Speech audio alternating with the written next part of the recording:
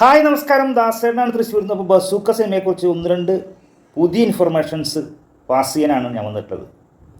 അപ്പോൾ ബസൂക്ക എന്ന cinema April 10 ലോകമെമ്പാടും റിലീസ് ചെയ്യാൻ പോവുകയാണ്. അപ്പോൾ പലരും എൻ്റെ അടുത്ത് പറയാറുണ്ട്, എന്താ നീ ബസൂക്കയെക്കുറിച്ചൊന്നും അധികം പറയുന്നില്ലല്ലോ, വീഡിയോ കൂടുതൽ പറയുന്നത് എമ്പുരാനെക്കുറിച്ചാണല്ലോ. ബസൂക്കയെക്കുറിച്ചും പറയാറുണ്ട്, കൂടുതൽ എമ്പുരാനെക്കുറിച്ചാണ് പറയാനുള്ളത്. എന്താണെങ്കിൽ ആ സിനിമയാണ് കോടികൾ ചിലവാക്കിയിട്ട് അങ്ങനെയാണ് ഇങ്ങനെയാണെന്നൊക്കെ പറഞ്ഞിട്ട് വലിയ പ്രൊപ്പഗൻഡ സിനിമ. ബസൂക്ക എന്ന സിനിമ വളരെ ചെറിയ സിനിമയാണ്.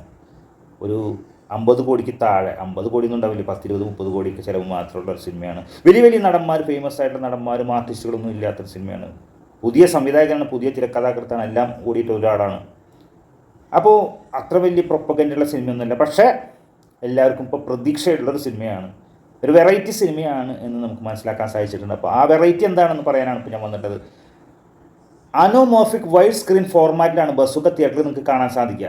അതായത് സാധാരണ സിനിമകൾ കാണുന്നതിൽ നിന്ന് വ്യത്യസ്തമായി കൂടുതൽ വിശാലമായ വിഷ്വൽ എഫക്റ്റ് ബസൂക്കയ്ക്ക് ഉണ്ടാവും എന്നറിയാൻ കഴിഞ്ഞു. അതുപോലെ അലക്സ 35 ക്യാമറയിലൂടെയാണ്, ARRI ഡിജിറ്റൽ ഫോട്ടോഗ്രാഫിയാണ് ഈ സിനിമയുടെ പ്രത്യേകത. വൈഡ് ആംഗിൾ വിഷ്വൽസിന് കൂടുതൽ പ്രാധാന്യം ഉണ്ടാവും, വൈഡ് ആംഗിളായിരിക്കും കൂടുതൽ ഉണ്ടായിരിക്കുക.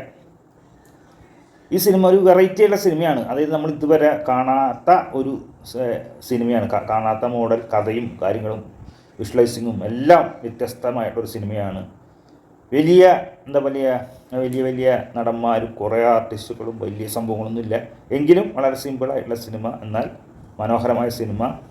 ഇതിൽ പ്രവർത്തിക്കുന്നവർ പെർഫെക്റ്റ് ആയിട്ടുള്ള എല്ലാ ആർട്ടിസ്റ്റുകളെയും ആണ്, ഉള്ള ആൾക്കാരെ നല്ല എക്സ്പീരിയൻസും അത്രയും പുലികൾ, നമ്മൾ പറയില്ലേ പുലികളായിട്ടുള്ള ആളുകളെയാണ് ഈ സിനിമയിൽ കൊണ്ടുവന്നിട്ടുള്ളത്. എന്തായാലും ഗംഭീര സിനിമ തന്നെയായിരിക്കും.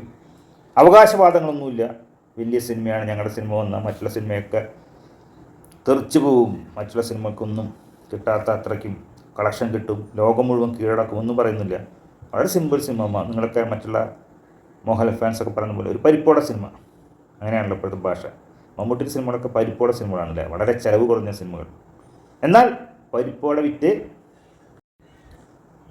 വെറും പരിപ്പോടെ വിറ്റിട്ട് കോടികൾ ഉണ്ടാക്കുന്ന സിനിമകൾ, അല്ലാതെ എന്താ പറയുക കുഴിമന്തി വിറ്റ് പരിപ്പോടെ കിട്ടുന്ന സിനിമകളല്ല.